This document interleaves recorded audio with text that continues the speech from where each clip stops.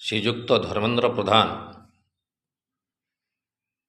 ଶିକ୍ଷା ମନ୍ତ୍ରୀରୁ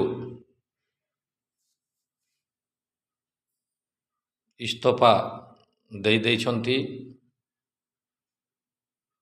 ଏବଂ ବିଦେଶୀ ଶତ୍ରୁ ଆମ ଦେଶର ଗଦ୍ଦାର ଶତ୍ରୁମାନଙ୍କର ସହିତ ମିଶି ଦେଶକୁ ଜାଳିବା ପାଇଁ ଯେଉଁ ଯୋଜନା କରିଥିଲେ ସେହି ଯୋଜନାକୁ ସେ ପଣ୍ଡ କରିଦେଇଛନ୍ତି। ଶ୍ରୀଯୁକ୍ତ ଧର୍ମେନ୍ଦ୍ର ପ୍ରଧାନ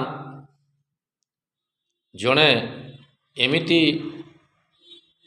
ଦକ୍ଷ ନେତା ଯିଏକି ପେପର ଲିକ୍ ହେଲା ପରେ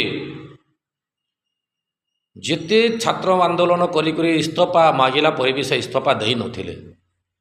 ତାର କାରଣ ହେଉଛି ସେ ନିଜର ଦାୟିତ୍ୱ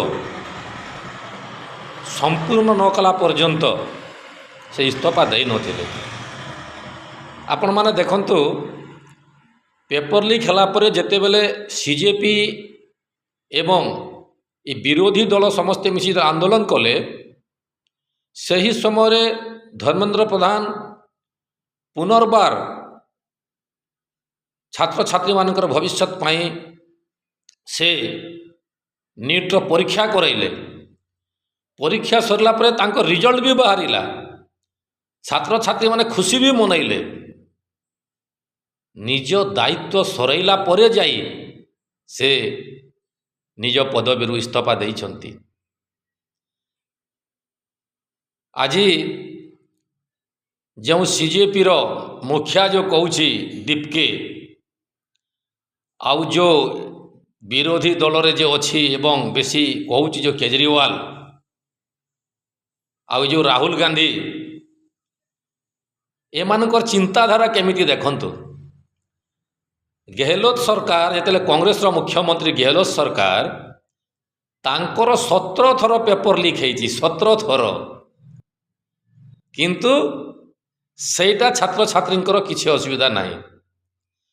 ବର୍ତ୍ତମାନ ପଞ୍ଜାବରେ ଆପ୍ ସରକାର ଅଛି, ଆପ୍ରେ ଏବେ ପେପର ଲିକ୍ ହେଇଛି, ସେଠି ବି ଛାତ୍ରଛାତ୍ରୀମାନେ ଆନ୍ଦୋଳନ କରୁଛନ୍ତି। ଆଉ ସେ ଆନ୍ଦୋଳନରେ ଆପ୍ ସରକାର ତାଙ୍କର ପୋଲିସ ବି ଅନ୍ଧାଧୁନ୍ଦ ଛାତ୍ରଛାତ୍ରୀମାନଙ୍କୁ ଲାଠି ଚାର୍ଜ ବି ସେଠି ଚଲେଇଛନ୍ତି। କିନ୍ତୁ ଏଠି କେଜରିୱାଲ ଦିଲ୍ଲୀରେ ଭାଷଣ ମାରୁଛନ୍ତି ଯେ ଦିଲ୍ଲୀରେ ବିଜେପି ସରକାର ଛାତ୍ରମାନଙ୍କ ଉପରେ ଲାଠି ଚାର୍ଜ କଲା ବୋଲି। ଏଠି ତ ନିଜର ସ୍ୱାଭିମାନଙ୍କୁ ରକ୍ଷା କରିକି ଧର୍ମେନ୍ଦ୍ର ପ୍ରଧାନ ତ ଇସ୍ତଫା ଦେଇଦେଲେ, କିନ୍ତୁ କେଜରିୱାଲକୁ ମୋର ପ୍ରଶ୍ନ, ତୁମ ଆପ୍ ସରକାରର ପଞ୍ଜାବର ଶିକ୍ଷାମନ୍ତ୍ରୀ କେବେ ଇସ୍ତଫା ଦେଉଛି?